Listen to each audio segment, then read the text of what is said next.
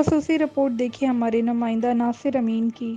मजदूरों को रोजगार मुहैया कर रहा है, जिससे हजारों गलों के चूल्हे जल रहे हैं। लेकिन इसी इंडस्ट्रियल जोन की पोल्ट्री फीड मिलें, मोबाइल मिलें, पेपर मिल, स्टील मिल्स और सीमेंट फैक्ट्रियाँ इर्द गिर्द रिहायशियों और कॉलोनियों के लिए अजाब जान बनी हुई हैं। इस मौके पर 600 लेबर कॉलोनी के रिहायशियों ने मीडिया से बात करते हुए कहा, हमारे इस बैक साइड पे एक फैक्ट्री है जहाँ से गंदा आयल, जो ब्लैक आयल कहते हैं, उसकी जो बदबू है और वो जो धुआं निकलता है, बच्चों को, बूढ़ों को, औरतों को बड़े मसाइल है। मोबाइल वाली जितनी भी फैक्ट्री हैं वो बहुत ज़्यादा कचरा और स्मेल आती है, उनके धुएं से बहुत सांस बंद होता है। फैक्ट्री है यहाँ पे मुर्गियों की फीड बनती है, उसमें बहुत स्मेल आती है यहाँ पे। ये काला मोबलैन, ये गत्ते वाला सारे गन का जितने भी गन होते हैं रात को सर्दी जलाते हैं।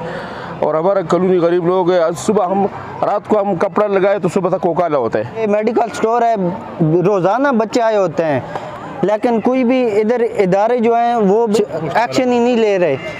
600 लेबर कॉलोनी के रिहायशियों का कहना था कि एनवायरनमेंट प्रोटेक्शन एजेंसी के अफसरान बरनाम मंथली विजिट करते हैं, लेकिन अमली तौर पर किसी फैक्ट्री या मिल में किसी किस्म का कोई ट्रीटमेंट प्लांट नस्ब नहीं किया गया, जिसकी वजह से बदबू, आलूदगी और ताफून बढ़ रहा है।